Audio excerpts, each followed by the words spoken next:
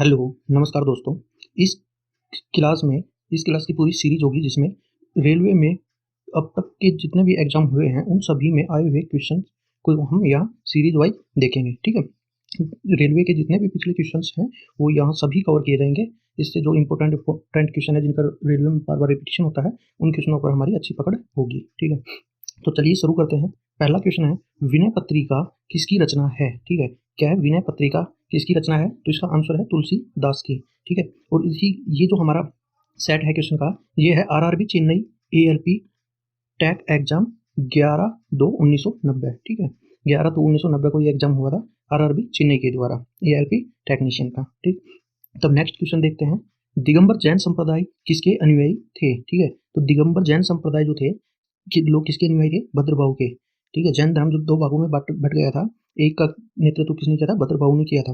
तो जो भद्रबाहु के नेतृत्व के जैन संप्रदाय के लोग थे उन्हें क्या कहा जाता था? दिगंबर जैन कहा जाता था। ठीक है, नेक्स्ट क्वेश्चन है, गौतम बुद्ध है। ठीक है, ये क्या है? गौतम बुद्ध। तो गौतम बुद्ध के गृह त्याग को गौतम बुद्ध के गृह त्याग को क्या कहा जाता है? तो जब गौतम बुद्ध ने अपनी तपस्या के लिए जब गृह त्याग किया था तो उसे क्या कहा गया? महाभिनिष्क्रमण। ठीक है, महाभिनिष्क्रमण कहा गया। नेक्स्ट क्वेश्चन है, मुद्रा राक्षस नाटक में वृश्चिक का प्रयोग किसके लिए किया गया था? ठीक है, तो मुद्रा राक्षस नाटक किसके द्वारा लिखा गया था? ये आप कमेंट बॉक्स में बताइए। मुद्रा राक्षस नाटक जो है वो किसकी रचना है? और इस मुद्रा राक्षस नाटक में वृश्चिक शब्द का प्रयोग किया गया था वो किसके लिए किया गया था? चंद्रगुप्त के लिए। ठीक है, चंद्रगुप्त के लिए वृश्चिक शब्द का प्रयोग किया गया था मुद्रा राक्षस नाटक में। भारतीय राष्ट्रीय अंतरिक्ष अनुसंधान समिति का गठन कब किया गया था? तो भारतीय राष्ट्रीय अंतरिक्ष अनुसंधान समिति का गठन किया गया था 1962 में। ठीक है, 1962 में। नेक्स्ट क्वेश्चन है, भारत का पहला रॉकेट कहाँ से छोड़ा गया था? तो भारत का जो पहला रॉकेट छोड़ा गया था ना वो थुम्बा से छोड़ा गया था। ठीक है, थुम्बा केरल में है, थुम्बा, तो केरल से छोड़ा गया था, थुम्बा से भारत का पहला रॉकेट। नेक्स्ट क्वेश्चन है, भारत के संविधान में अवशिष्ट शक्तियां जो होती हैं, ठीक है, अवशिष्ट शक्तियां किसके द्वारा दी गई थी? अवशिष्ट शक्तियां जो है वो किसमें नहीं थे? संसद में। ठीक है, हमारे संविधान के द्वारा जो अवशिष्ट शक्तियां दी गई हैं वो संसद को दी गई है। ठीक है, संसद उन अवशिष्ट शक्तियों का यूज कर सकता है। जैसे संघ, हमारे संविधान में शक्तियों को कितने भागों में बांटा गया है? 2 में, जैसे 3 में संघ में, ठीक है, समवर्ती सूची और राज्य सूची। तो जो अवशिष्ट शक्तियां हैं वो संसद को दी गई है, ना संघ सरकार को दी गई है और ना ही राज्य सरकार को। ठीक है, वो संसद को दी गई है।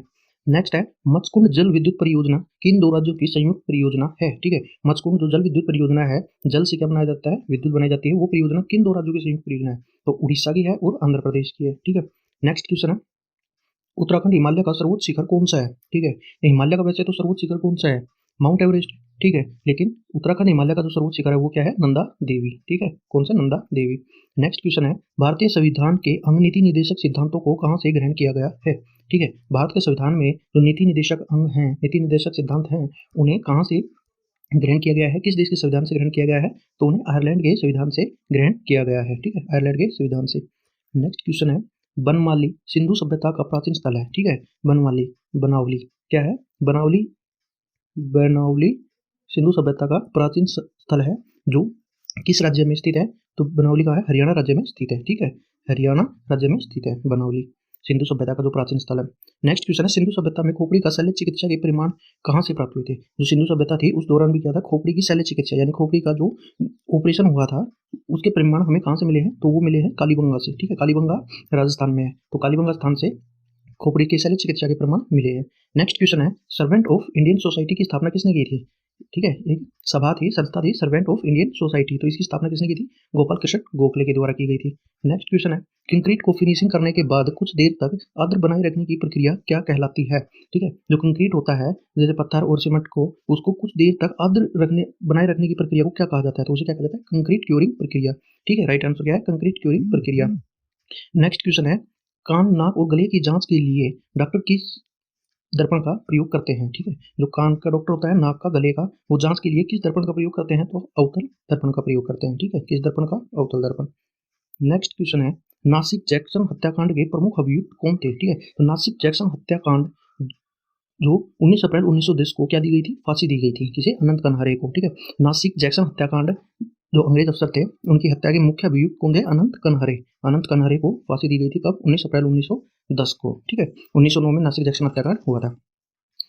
नेक्स्ट क्वेश्चन है, वेदों में आजीवन अविवाहित रहने वाली कन्याओं को क्या कहा जाता है? जो कन्याएं आजीवन विवाह नहीं करती उन्हें क्या कहा जाता है? अमाजू कहा जाता है। ठीक है, हमारे वेदों में अमाजू कहा जाता है। इकोनॉमिक और social commission for Asia and Pacific का मुख्यालय कहाँ है? यानी कि इसकी शॉर्ट फॉर्म क्या है? एस्केप। एस्केप का मतलब क्या है? एस्केप का मतलब है economic social commission for Asia and Pacific. ठीक है, इसका मुख्यालय कहाँ है? बैंकॉक में। नेक्स्ट क्वेश्चन है, भारत में विदेशी मुद्रा का विनियमन कौन करता है? भारत में जो विदेशी मुद्रा है उसका विनियमन कौन करता है? Reserve bank. ठीक है, आरबीआई, भारतीय रिजर्व बैंक विदेशी मुद्रा का विनियमन करता है। नेक्स्ट क्वेश्चन है, कोलेजन किससे संबंधित है? ठीक है, कोलेजन एक शब्द है, वो किससे संबंधित है? तो कोलेजन किससे संबंधित है? स्किन से, यानी कि त्वचा से। कोलेजन किससे संबंधित है? त्वचा से संबंधित है। ठीक है, त्वचा से संबंधित हमारी स्किन से।